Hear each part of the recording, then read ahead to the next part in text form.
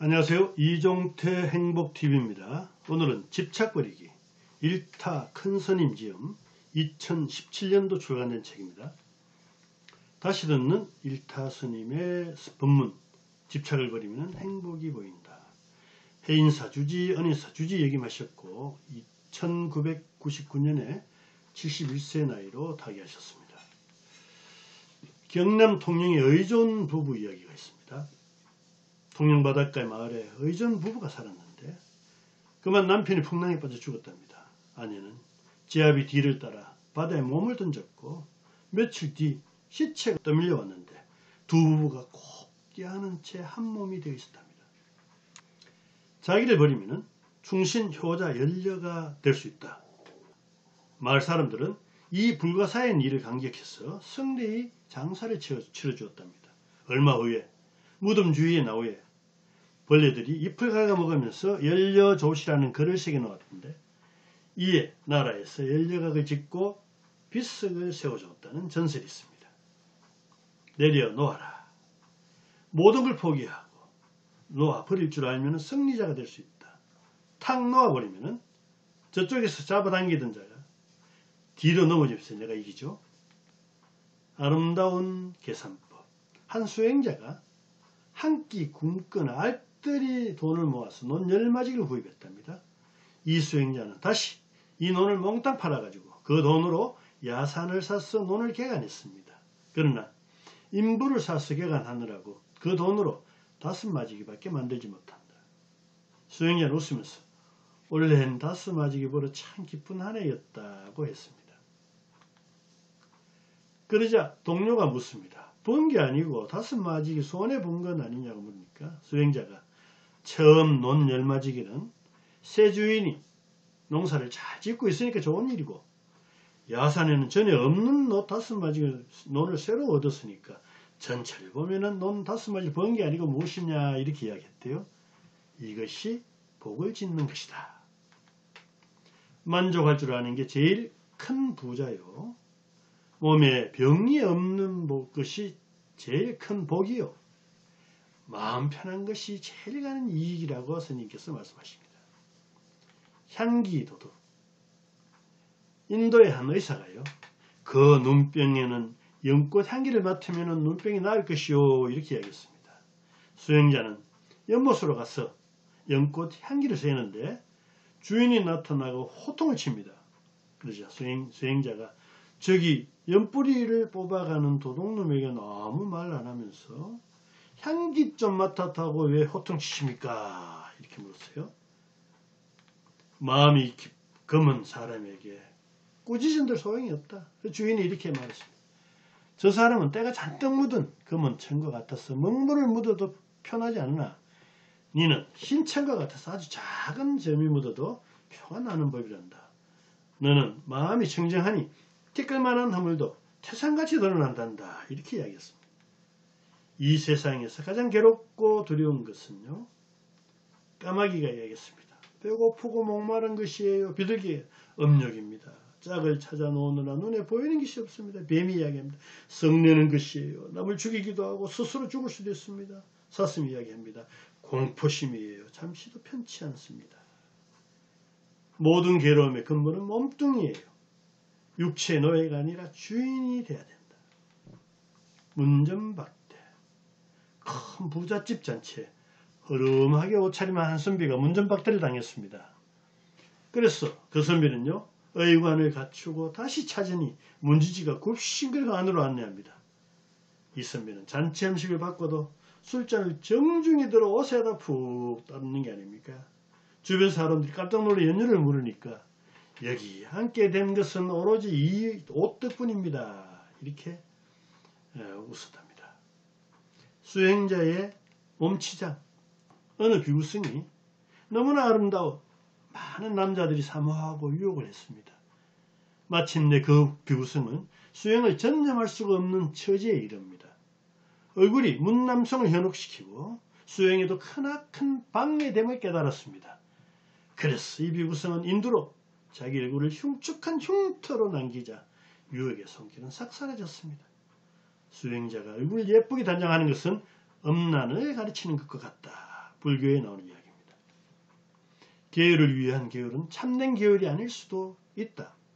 옛날 가난한 선비가 거의 매일 마을 뒤산 절에 가서 한 끼를 때우고 왔습니다.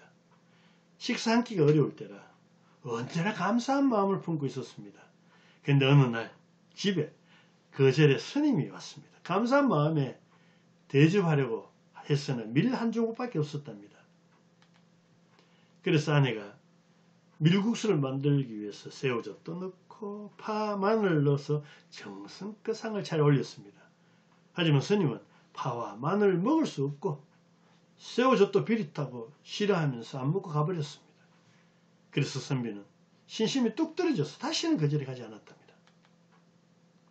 인간의 욕망은 무한하다. 80세 노인에게 장관이나 국회의원을 하라고 하면 싫어할 사람이 아무도 없습니다. 아무리 나이 먹고 생각해도 마음이 늙었다고 생각하는 사람은 드뭅니다. 헛된 욕망, 욕심만 내려놓을 수 있다면 천국이 따로 없다. 돌려받은 욕. 방문한 손님에게 음식을 잔뜩 대접했는데 바쁘다고 안 먹고 가버렸습니다. 그 음식은 결국 주인이 다 먹죠. 욕도 마찬가지입니다. 내가 욕을 했는데 상대방이 받지 않으면 그 욕은 내가 다 먹는 것이죠. 배우지 않으면 교만이다. 첫째, 내가 너보다 잘났는데 어찌 배우겠느냐. 두 번째, 나는 너와 같은 위치에 있으니 배울 게 없다. 세 번째, 너보다 내가 모자란 게 많은데 어찌 배우겠느냐. 잘났어 못 배우고 비슷했어 못 배우고 열등의식으로 배우지 않던 우리는 모두 이것을 교만이라고 합니다. 배움의 비결은 제 마음을 여는 데 있다. 제 마음을 열 때 돈은 찾아드는 법이다. 특히 마음이 어두운 사람일수록 더욱 마음을 열어서 부지런히 배워야 합니다. 교만에 빠지면 굶주린 호랑이가 되고 미친 원숭이 노릇을 하게 된다. 때가 되면 먹듯이 아는 것이 있어도 배워야 한다. 카네기 묘비에는요. 첫째, 자기보다 훌륭하고 둘째, 자기보다 덕이 높고 자기보다 공부를 많이 하고 자기보다 잘난 사람, 그런 사람을 자기 곁에 모실 줄 아는 사람 얘기 잠들다. 이렇게 써 있답니다. 겉만 번들어라고 실속 없는 사람은 마치 물에 띄우면 가라앉는 배와 같다. 사위고함. 내 모자라는 딸을 데려갈 도둑꾼자나 도인 같은 사위를 구해주게나. 친구의 부탁을 받은 율곡이인은요. 제자들 가운데 고를까 생각하고 명안을 했습니다. 그래서 상위에다가 선박이국에 보리밥을 내놓고 제자들에게 먹어보라고 이야기했습니다. 아무도 못 먹는데 김집이라는 제자만이 다 먹어치우자 이유를 물었습니다.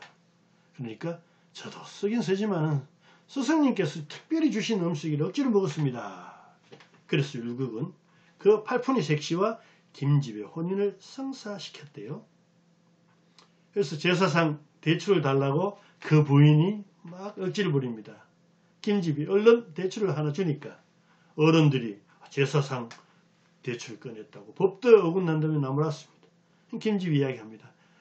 마땅히 엄숙히 제사를 올려야 조상님들이 기뻐했을 것이지만 그런데 못난 처가 짜증을 부리면 조상님들이 얼마나 언짢아하시겠습니까? 모든 것이 제가 부득한 탓이니 부디 용서 부탁드립니다. 이렇게 했대요. 조선 효종 때 대학자 김집은요. 당대 대표 성리학자요. 예학의 대성자였다고 합니다. 좁쌀새알을 훔쳐 먹으면 3년간 소가 되어 봉사하게 된다. 불경에 나온 이야기를 합니다. 첫째, 음식을 먹으러 갈 때에는 독약을 먹으러 가듯 하고 두 번째, 시주에 물건을 받을 땐 화살을 받는 듯 하라. 이 음식이 제공되기까지 숱한 벌레가 죽고 심지어 사람도 농약에 죽기도 한다. 겸손한 이야기예요. 청빙과 자족이 수행인의 가장 기본적인 마음가짐이다. 가져다주는 사람은 복을 짓게 되지만 얻는 사람은 그 빛을 지게 되고요. 떨어진 옷을 입고 나물로 식사함으로 시주의 은혜를 가볍게 하는 것이 복을 짓는 것이다. 결국 우리가 시주 받는 돈, 헌금 받는 돈, 모금, 기부금, 세금을 함부로 쓴다는 것은 죽어서 소가 되어 봉사하게 된다. 이렇게 불경에서는 경고하고 있습니다. 오늘 집착 버리기. 대부분 고전은 불교, 기독교, 유교 등의 경전에서 나왔다고 이야기했죠. 따라서 우리가 상대를 알아야 이길 수 있음을 놓치고 있다. 이 책은 조곤조곤하게 할아버지가 손자에게 자장가처럼 들려주는 듯한 옛날 이야기 같은 내용입니다. 종교색이 전혀 없는 행복한 이야기죠. 오늘 내용을 보시고 새로운 지식이나 도움이 되셨다면 구독과 좋아요를 부탁드리겠습니다. 감사합니다.